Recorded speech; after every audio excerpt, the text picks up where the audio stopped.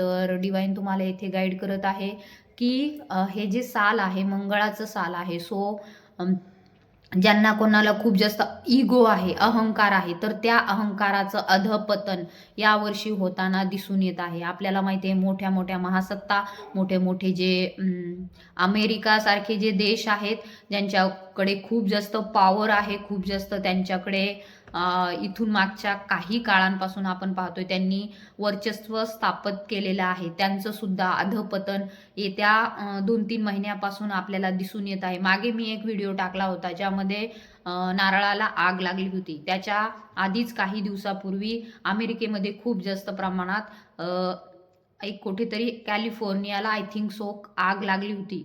तर त्याचे सुद्धा काही संकेत मला त्यावेळेस मिळाले होते, परंतु मी त्यावेळेस एवढे एक्सपोज केले नाही.